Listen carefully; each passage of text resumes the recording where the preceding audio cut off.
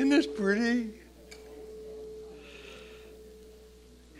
Can thank Wayne and Callista for this singing bowl. Ever since some Christian stole mine from here, they replaced it with this. So I hope whoever took that singing bowl is enjoying it and it's leading them into a life of repentance or whatever. Good morning. Good morning. I'm glad you're here. Happy Father's Day. So if you are a father, happy Father's Day. If you had a father, happy Father's Day. So whatever. I was telling people my children took us out for Father's Day celebration yesterday, and we had a big meal in the middle of the day, which I never do. So the rest of the afternoon I was comatose. So. Something. Would you check and make sure your cell phone is off?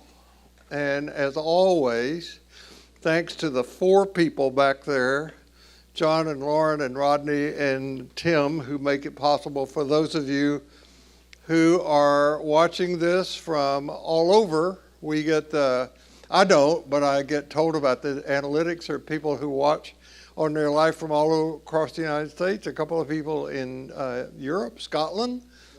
So welcome to this gathering.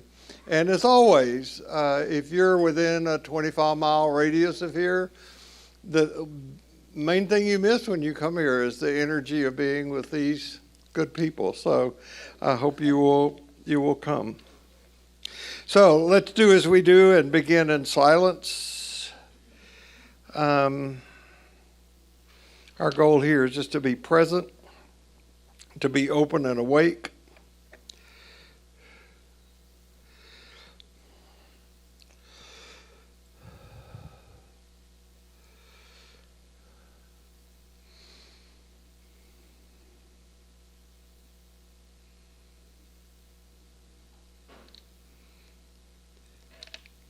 And may grace be in our heads and in our thinking. May grace be in our eyes and in our seeing. May grace be in our ears and in our hearing. May grace be in our mouth and in our speaking. May grace be in our heart and in our understanding. And may grace be at our end and at our departing. I heard Christian Wyman say in a conference that we got to attend with him and Eugene Peterson, a very small gathering actually. Eugene Peterson is the guy who translated the Bible, that his version of the Bible I usually use when I'm reading from the Bible. And I heard Christian Wyman say there is something to be said by learning something by heart. So there are some set pieces that you can memorize. That's one of them right there. It's easy to do. This is easy to memorize. So there's several others that you could put in your brain. And as you know, I want this time to contribute to a deepening awareness of who you are, who God is, and who our neighbor is, because that person, those people are us. And taking our clue from Jesus, who excluded no one, no matter who you are or where you are in your spiritual journey, you are celebrated here. So this is likely the last time that I'm going to push this right now. I'll put it on the website, but I just want you to save the date. This is firm. This woman who is considered the godmother of the Enneagram in the United States, Suzanne Stabile, is coming to be with us on an all-day Saturday. On the 1st of October, she'll be preaching both services that next day and also being in here. And the focus of her work is going to be on relationships. And I mentioned last week that you could either get the Sojourners magazine is one that you should probably know about anyway, but that book, The Enneagram Made Easy, is a book that I usually recommend to people who have no knowledge of the Enneagram. as I've said, it's one you can give to an adolescent, but it's not dumbed down. It's a way to become acquainted not only with your number, but with other people's number as well. And the focus of Suzanne's work is going to be on the Enneagram and relationships, which I think is really going to be very helpful. I'm a 7 on the Enneagram. I'm married to a 4. Usually no two numbers marry, except with the exception of maybe 6s. 6s can sometimes get together and form a union, but usually we don't. And knowing what your Enneagram number is will acquaint you with what your passion is, and your passion can, of course, be negative or positive, you know. The 7 is called the Epicurean. So the Epicureans, you know, can't get enough of things. We want more. That does not apply to me. But I was looking to see if she would throw something or something. You know, if one magic trick is good, more is better. That sort of thing. So I'll remind you of that.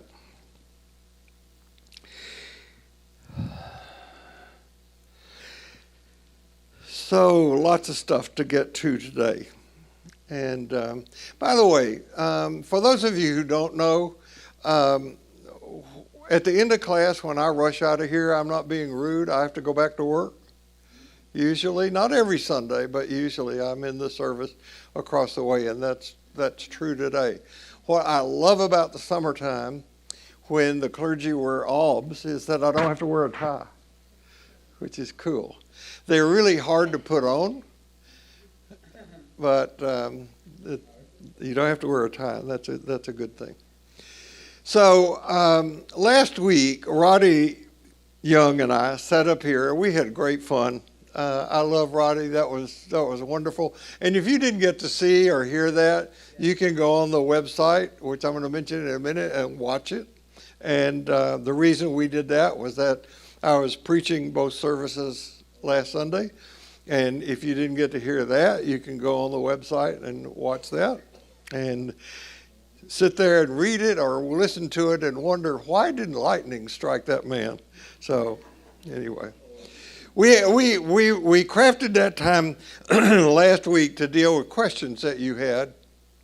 And there were a lot of questions that you had that we just didn't get to. And that wasn't Roddy's fault. That was mine.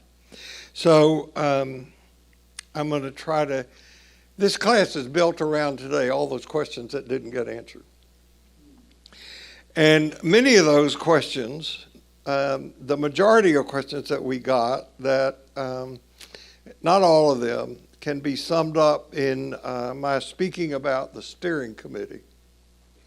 And what the steering committee is, how it functions, what's going to happen to ordinary life when Bill kicks the bucket. I have a really good joke here, but I can't say it because we're online, and I think it might get me in trouble. I'll tell you about it privately. So I began teaching ordinary life in June of 1998. Ordinary Life celebrates its 25th anniversary this month. I've been teaching 25 years here. And as a condition for teaching, which Dr. Jim Bankson asked me to do, I had to come on the staff. And that's why sometimes I'm in the order service and sometimes not. So when I began teaching ordinary life, we didn't have any structure whatsoever, none.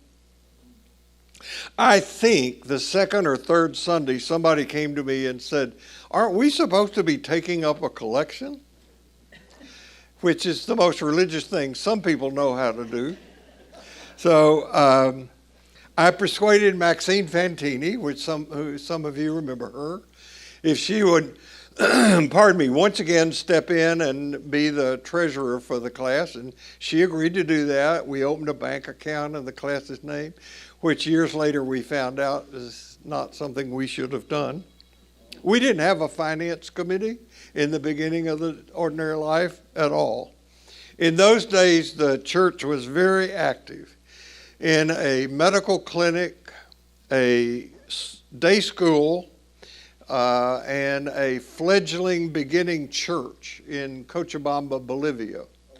At that time, Nora and Wilson Boots actually lived there, and one of our clergy, the Reverend Natalie Negretti, came to us from that work in Cochabamba. And every year, for a number of years, this church, and I think we've begun again this year, sent a team of people to Cochabamba to work in that day school and clinic and ministry. We were financially involved in the medical mission work there. As a matter of fact, in 2009, Sherry and I went on a mission trip to Bolivia, and we were involved in actual hard physical labor in digging a foundation for the church that is our sister church in Cochabamba, Bolivia. So we did that. I had a lot more in the class that I was going to tell you about that trip, with a lot of pictures to Lake Titicaca and so forth, but too much to do. But it was great. We had a wonderful time. This class is also involved in a medical mission work in Malawi. We had made a connection through a friend of mine with a doctor who was boots on the ground in Malawi, dealing with AIDS patients and trying to provide clean water for people in Malawi. And we contributed quite a bit of money to that. That was in 2006. I remember that one Sunday, we didn't have this set up. I was using transparencies and overhead projector. And I remember one Sunday word had come to us that a van that was used for medical mission work in Malawi, either we needed to purchase it or repair it or something, and we needed $1,200 immediately. And Wayne Herbert stood up in the class and said, "I'll give $100 today. I want 11 other men to stand up and do the same." And we raised the money that day. It was a very loosey-goosey kind of organization, but it worked. So I'm glad for that. We didn't have a finance committee in ordinary life until 2004. And this is a very generous class. And up until 2004, we gave money wherever people thought there was a need. They'd come to me or to Maxine, and 2 or 3 people put our heads together and say, "That's a worthy cause, let's give to that." Every year for years, at one of the Christmas Eve services, Maxine Fantini would come to me and say, "Bill, it's the end of the year. We've got X amount of money in the Ordinary Life checking account, $3,000 to $6,000, whatever it was." And she'd say, "What do you want me to do with it?" And I would say, "Well, just give it to the St. Paul's Christmas offering." And that's what we did. And nobody had a problem with that, and everybody was happy. So in the early days of Ordinary Life, I focused mostly on psychology and religion. And I did the Principles of Ordinary Life. And for those of you who have never seen them or don't know what they are, we suffer from wanting to be one up on life. There's no life in negativity. This is the next one that's gotten me the most negative feedback. We have a moral obligation to be happy. Our relationships to life difficulties belongs to us. We are what we think. Life is wonderful. Love is what changes the course of our world. The fundamental purpose of life is emotional and spiritual growth. There is only the present. We get what we give. That's 25 years ago. And these are not original with me. These are my original way of saying some principles that have been in the spiritual arena since the first axial age, which you can read about in 12 Steps to Compassion by Karen Armstrong. This is just my way of saying. I came up with these during the 4 years that I took a hiatus from teaching the Mind and Spirit class here and did analytic training and that sort of thing. So that's what that was about, and that's what I taught. until September the 11th, 2001, which is when you started coming here. At that point, I went after fundamentalism in all its forms. And that's when I began teaching about biblical, religious, and spiritual literacy. There were a lot of people who didn't like that, and they left. They left the class, and some of them left St. Paul's.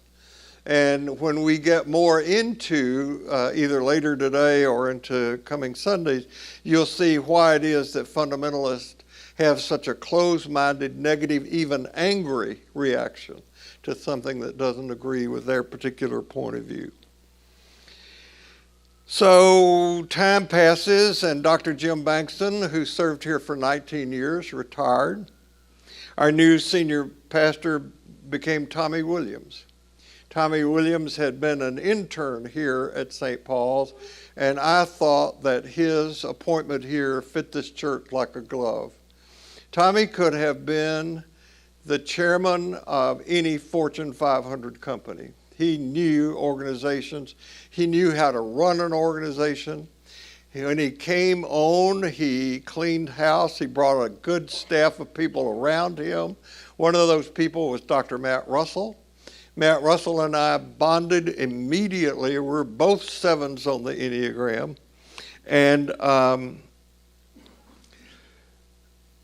I don't remember the exact chronology of this, but Tommy asked Matt to ask me what the succession plan was for Ordinary Life. And honestly, I had never thought about it. So I told Matt that. I said, I don't have one. But I took it as a great compliment, not for me, but for the class. In case you don't know it, Ordinary Life is an integral part of the life of St. Paul's. As a matter of fact, I was going to do a screenshot of this, but I didn't. If you go to the St. Paul's website and just scroll down a little bit, one of the hot links that you will see on the bottom of the St. Paul's home landing page is a link to this class. And if you go hit that, you'll go to the Ordinary Life website. And I think it's a pretty cool website, thanks to Wayne Herbert. It just looks cool. Holly's artwork is there, and it's a good website.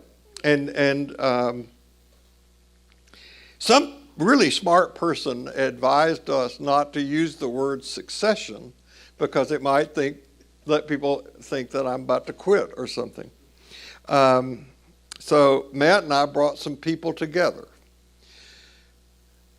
I don't think there was any election process about it. It was just like either who would like to be on this or we think this would be a good person on it. So that committee consisted originally of me and Matt, Holly Hudley, Brooke Summers Perry, Richard Wingfield, Lynn Sroth, John Watson, I don't remember who else.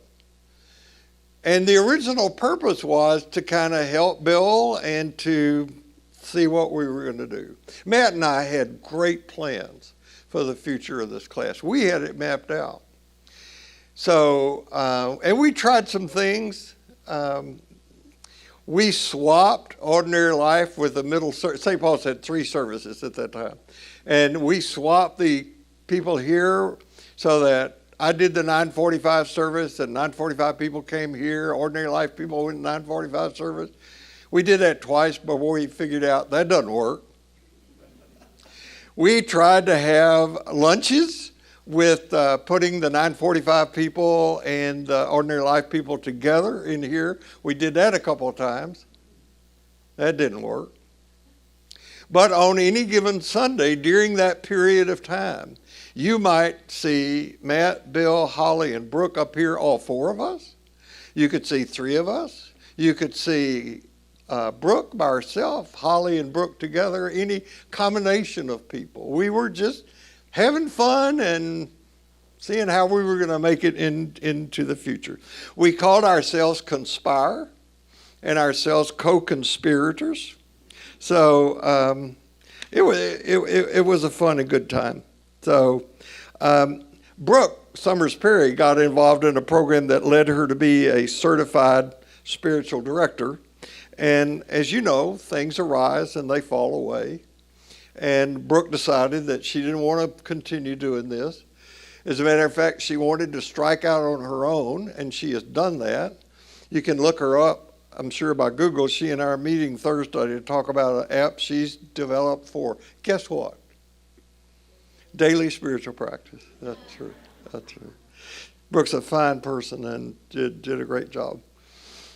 So Holly decided that she did want to continue that, and so we continued on, experimenting and playing and doing various things, and time passes, and Tommy Williams decides that he can no longer be at St. Paul's because he can't fully support St. Paul's stance on full inclusion, so he leaves.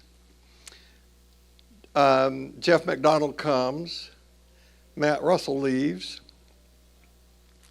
I may be mistaken about this, but I think what we now refer to as the steering committee morphed out of need. We needed somebody to do name tags. We needed somebody to kind of keep up with the roster. We needed somebody to host happy hours. We needed somebody to help when Kerley endowment events came together. So those people who helped in those events eventually got put on the steering committee. Right? I think that's pretty well how that happened. Now keep in mind, the original purpose of the steering committee had been to help Bill and to plan for the future. So when I would take time off, I used to take a month off every year to go on pilgrimage. And during that time, Holly would teach or be responsible for teaching. Then in March of 2020, the world changed. Holly and I were already scheduled that Sunday to teach together. And when we showed up, nobody was here except Tim. Because people had been posted at the doors of the church and of the Jones building, in case they had not gotten the word, we were not having in-person meetings because of COVID, because we shut down. So Holly and I co-taught as we had so often, and I remember sitting here asking Holly at the end of that first presentation, that first teaching time, would you be willing to come back and teach next Sunday or so? I'm sure this COVID thing isn't going to last more than 2 or 3 weeks. And I will just tell you, though I have done it and I can do it, it is really difficult to do a teaching like this to a camera. Somebody in the room makes the energy work. So we did this every Sunday until June the 7th of 2001. Holly never got paid for what she did, but I could not have done this without her. I could not have done that. That is 16 months.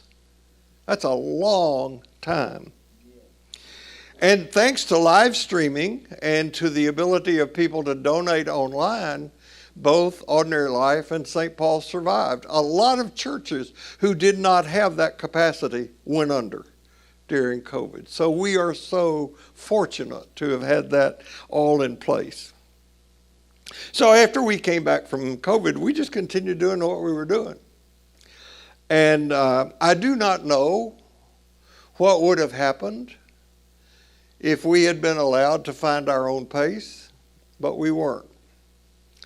So there were some folks who wanted things to go back to the way they had been, or they thought they were, prior to COVID. Some didn't. Some didn't care.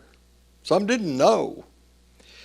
And the way that was handled, and I take full responsibility for my share of it being done poorly, created some differences among people on the steering committee and in the class. Fast forward, as you may remember, last year I asked for, and the steering committee generously gave me almost 3 months off at the end of the year to move our residence. And during that time, I was here every Sunday, but during that time we had a list of outstanding speakers to come and speak to Ordinary Life.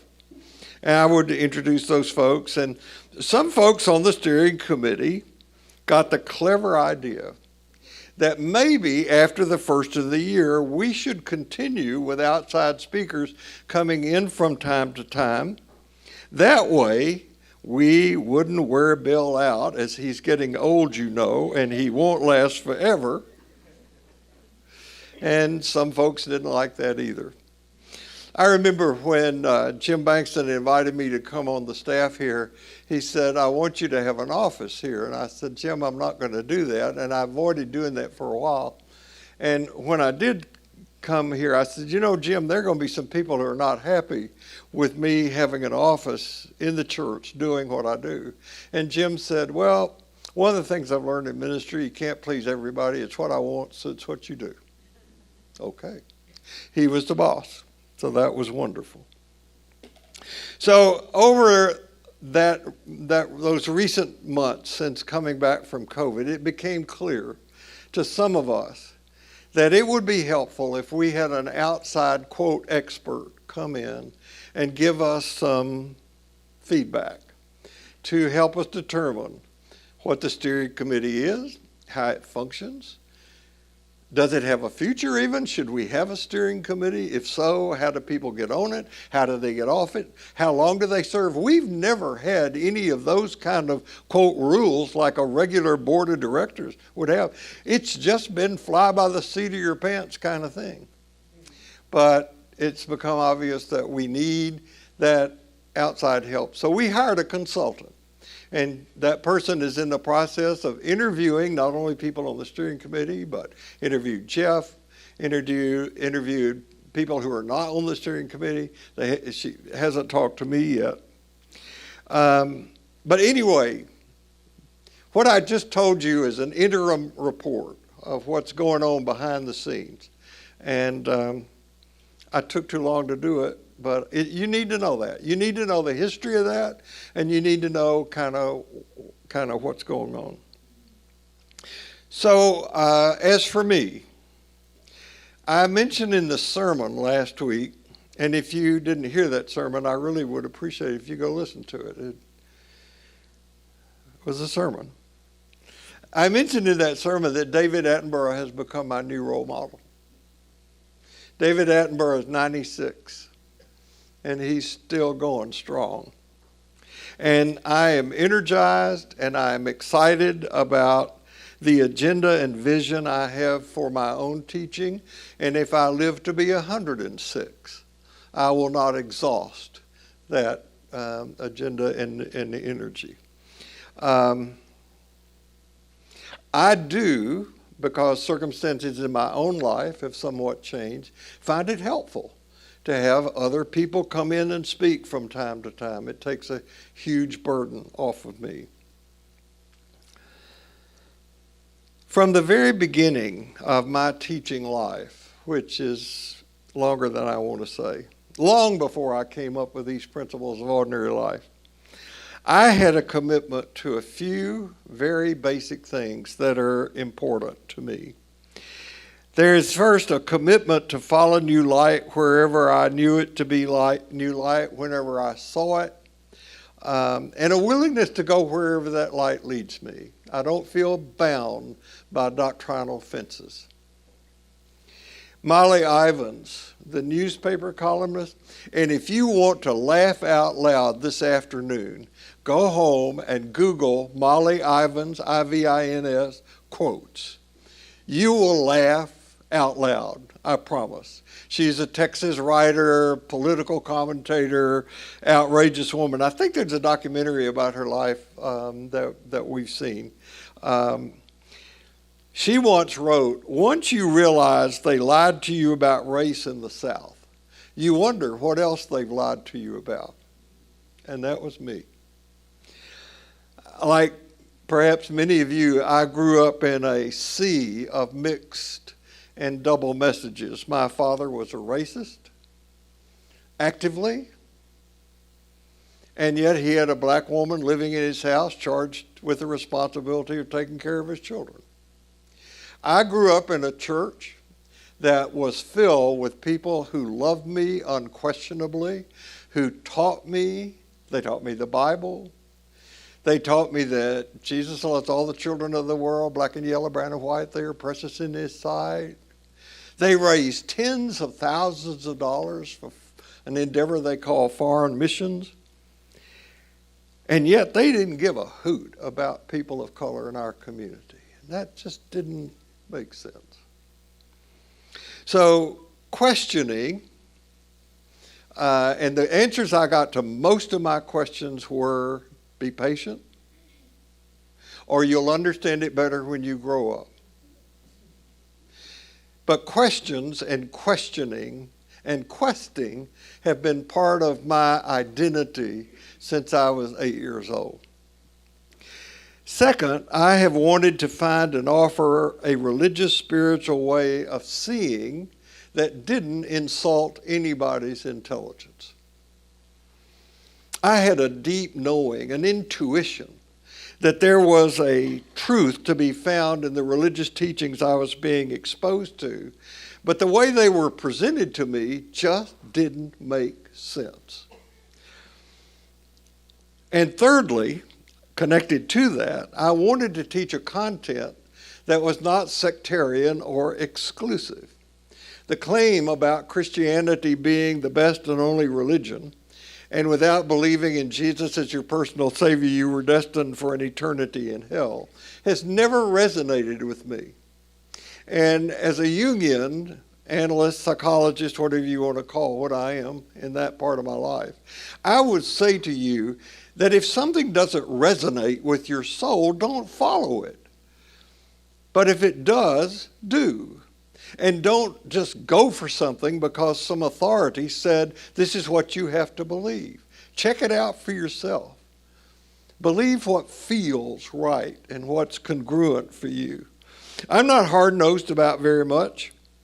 I do want to practice tolerance and inclusion. However, when it comes to fundamentalism, I am hard-nosed about its dangers. And this includes all forms of fundamentalism, political and religious as well. No one that I have met on my life journey so far has known all the truth. No one that I have known has been right all the time. And being concerned about the continuing rise both in numbers and volume of Christian fundamentalism in this country is a major concern for me, and I think it should be for you because of the rise of what we call Christian nationalism. There are several people, some in this room and some outside, who have sent me this article. Now, the Southern Baptist is the United States' largest Protestant denomination. It was my denomination that I grew up in. And they are busy purging their denomination of clergy and churches that allow females to serve in forms of leadership.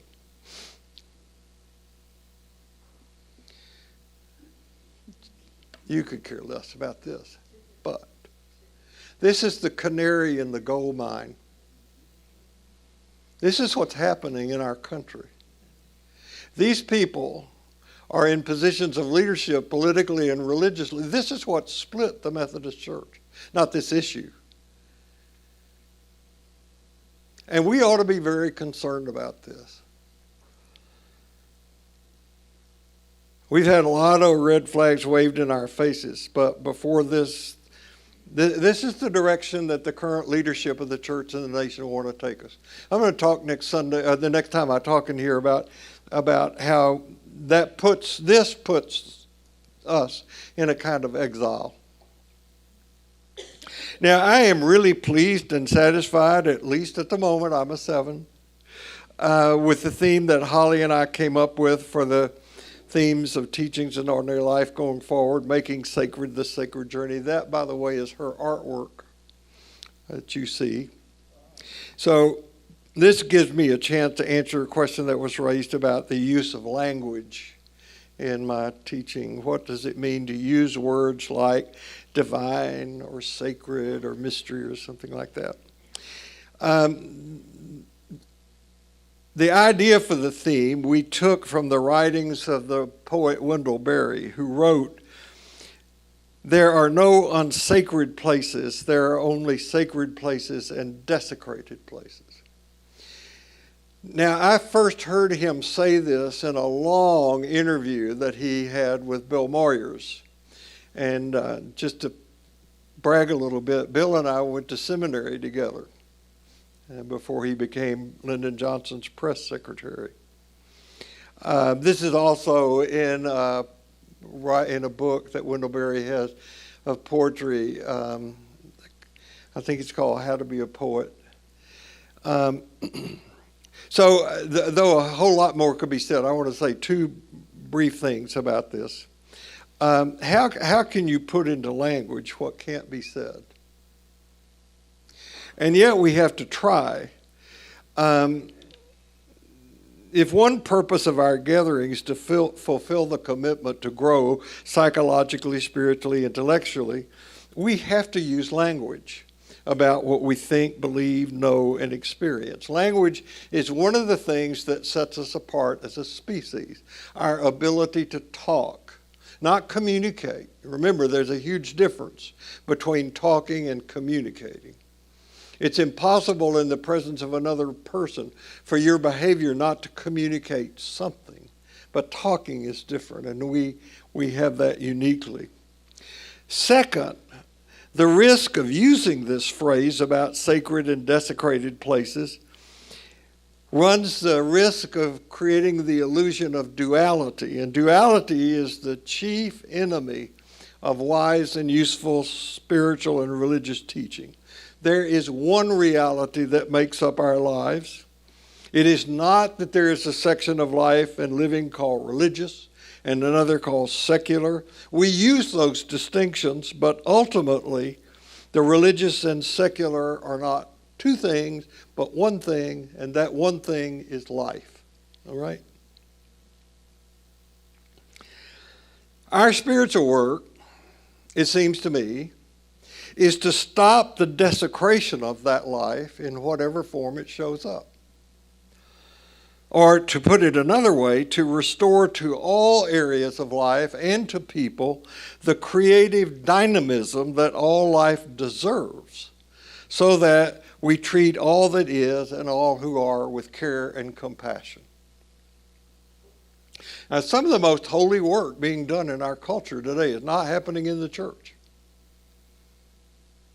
It's happening outside of the church in parachurch organizations. In Father's Day lunch I had yesterday, I sat with my son, who, along with Wayne Herbert, staffed the most recent Mankind Project weekend. And tears came down his eyes as he was telling me about the power of that weekend. It's a spiritual, sacred, holy event. People's lives are changed. And there are other organizations outside of the church. And a lot of people are going to those organizations and not coming here. So whatever you do when you leave here, whatever you do with your life, and this I learned from my first teacher, George Doherty, figure out a purpose so that whatever you are doing, you can contribute to your growth in love and compassion and honesty and freedom. Whatever you do, whether it's to make a living, whether your role as a parent or a partner or a friend or whatever, so that you can do that. We're going to need to learn to think and live this way if we're going to save this planet. If we don't learn to see everything as sacred, we're going to desecrate everything. There's only one world, and it's a marvelous one and a miraculous one, and I'll get to the issue of miracles later. And because there is no place on this earth where that energy we call God is not present, there's no place that is not sacred. There is no person who is not sacred. Or if the word sacred is problematic for you, everything and everyone deserves respect. And if we do not honor that principle, we desecrate what is. Now, I've constructed a way of going forward teaching about this, and I've already referred many times to the work of Ken Wilber. Those of you who want to know about it can Google it and find out about it. Just be aware that it's like background music in my mind as I'm working on these talks. It's the painter's palette from which I draw different colors to paint.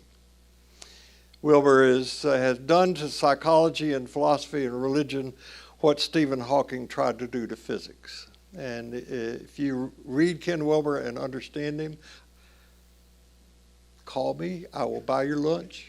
You can explain him to me. There's just a wealth of resources out there that we've not touched. And sadly, the place that's left this material most untouched is organized religion. So the metaphor that I've come up with for the journey into greater awareness is that we're walking a path that paradoxically is no path, with an evolving understanding of and relationship to the mystery we call God in one hand, an evolving understanding and relationship with the mystery that we are in the other, and we're going to walk a path that is being illuminated by the life and teachings of Jesus. Now, why Jesus? Well, this is a Christian church. Kind of makes sense. But also, Jesus is in the DNA of every Western person. That's just there. And it's important to have correct information about Jesus rather than misinformation. And we're going to get into that. Now, I don't know if you pay attention to the previews that go out about this class or not. If you don't get them there, you can sign a form in the back of the class. But I ended up calling today's class How Things Seem to Me. And I was going to call it, originally, when I first started working on it, No More Rear Window Religion. And I got that idea from a story. I got behind. Here we go. I got that idea from a story I read about this car. This is a Polestar. It's an electric car. You know about the Polestar? It's going to be available in the United States next year. Polestar is a division of Volvo. And what's interesting about this car, it has no rear window. And the argument the manufacturers make is that since backup cameras are now required on all newly manufactured vehicles in the U.S., these cameras provide a better and more comprehensive view that one gets by glancing up at the rearview mirror. Perhaps. Now, you need to know Texas law is still going to require that you have a mirror. So there is an outside mirror on that car. I will not own one of these cars. They start at $60,000. Unless, of course, you change your mind about giving me a jet, and you know, as a 7, I'm a gadget guy. I love gadgets. I can't keep up with technology, but I love the gadgets and gizmos on my car. My car is 5 years old now, and it's got all the bells and whistles that you could get on a car at that time, a GPS map. Actually, the map on my phone is more accurate than the map in my car. Some of you have noticed that. It's got hands-free phone calling and a bunch of other stuff, which I find more distracting because I have them. Trying to make a hands-free phone call in the car keeps you from looking at the road, to me, you know. But I can play podcast and get all my stuff. And whatever. So the story about this car got me to thinking. I took a tape measure yesterday, and I went and measured the size of my windshield. It is really big. The windshield on my car is 60 inches across. It's 32 inches from top to bottom. That's huge. Windshield. That's the windshield looking forward. In comparison, the rear view mirror in that car is 10 inches by 3 inches. Now, I'm not a math expert, but my windshield is probably 100 times bigger than my rear view mirror. Now, right now, it seems to me that a lot of people, I'm thinking particularly about politicians and religious people, those who've got the biggest megaphones, are trying to steer by looking in the rearview mirror. They're fixed on what they can see, what they think is behind them, the way they think things used to be. And many with the power to make decisions that affect the well-being of all of us are using past memories that are incorrect and experiences that have been selected, shaped by a culture and a demographic that no longer exist, to guide them forward. Now, if we drove our cars like that, we'd have a lot of wrecks. Why would we run our religious lives like that? I'm not saying the past doesn't matter, it does. We'd be stupid if we didn't try to learn from the past. And I was told in high school the reason we study history is so we don't repeat the past. Well, how's that working? We're still at war for other kind of primal instincts, I think. And I'm not denigrating the past. As a matter of fact, in Methodist theology, what's called the quadrilateral is very important. But so that tradition plays a part in that. But it's only a fourth of that. Scripture, reason, and experience are the other three that play even more important picture. So the current move to ban books and rewrite history into something that never happened is like willing to have amnesia. And it's such a juicy combination of ignorance and stupidity. We're not meant to live our lives looking in the rearview mirror. Otherwise, we're headed, which our culture seems to be, toward an awful smash-up. Now, I want to spend some time talking about how the current path that Christianity is walking got constructed. I'll do that in the coming weeks. But right now, suffice it to say that part of what I'm calling rear window religion is a view of religion that doesn't allow for a gathering like this. That's why in the beginning or initially when people first come to ordinary life, they will see things like, do they know what you're teaching across the street? That sort of thing. Or this is not your regular Sunday school class. It's not supposed to be. Real truth does not need to be defended. If it's true, it's true. It came to be, however, that religious truth has been shielded from debate, which turned the religion most of us have been exposed to into an activity that was not in pursuit of truth, but in pursuit of a security system. So when rear window religion is seen for what it is, we can see why, when it is questioned, it makes people furious, even murderously enraged. So I'm 86. I've got a lot of stuff in my personal rearview mirror to look at. When we relocated our residence about 6 months ago, I jettisoned most of that stuff. And the physical stuff, the mental, emotional part is still there along with cherished memories and photographs. Thank grace for digital storage. But I personally really need a big front window to look through. Because that's where I'm going to spend the rest of my life, not back there. I want what I offer in here to be wise and useful and as accurate as possible. And as always, don't take my word for it. Go check it out for yourself. But let's make a deal. Don't tell me that having a daily spiritual practice doesn't work for you until you've tried it. And by tried, I mean 90 days. Then we'll talk. You know, the other thing I was thinking about a title for today's talk was The Hungering Dark. I got this title from Frederick Buechner's book of the same name, and we might amplify on that going forward. Frederick Buechner played a huge role in my life and in the life of many people who are in the ministry. He was a combination novelist and Presbyterian minister who just had the ability to capture in words what a lot of us feel but could never articulate.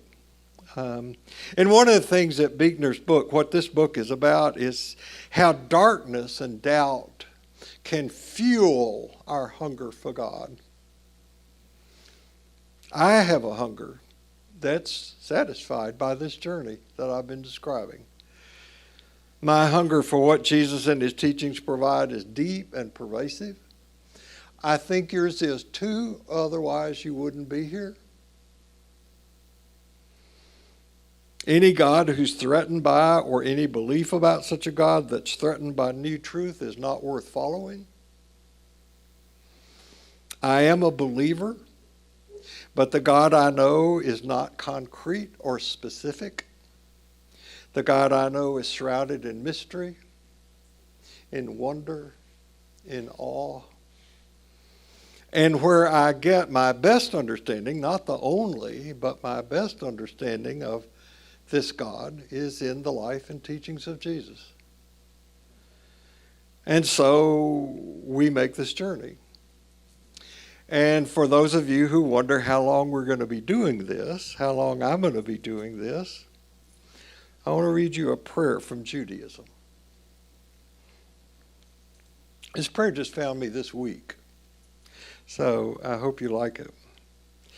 Birth is a beginning and death a destination, and life is a journey from childhood to maturity and youth to age, from innocent to awareness and ignorance to knowing, from foolishness to discretion and then perhaps to wisdom, from weakness to strength or from strength to weakness and often back again, from health to sickness, and we pray to health again, from offense to forgiveness, from loneliness to love, from joy to gratitude, from pain to compassion, from grief to understanding, from fear to faith, from defeat to defeat to defeat, until not looking back or ahead, we see that victory lies not at some high point along the way, but having made the journey, step by step, a sacred pilgrimage. Birth is the beginning, and death the destination, and life is a journey. Amen, and so be it. No matter where you go this week, no matter what happens, you remember this, you carry precious cargo, so watch your step, and I hope to see you right here next week. Thank you.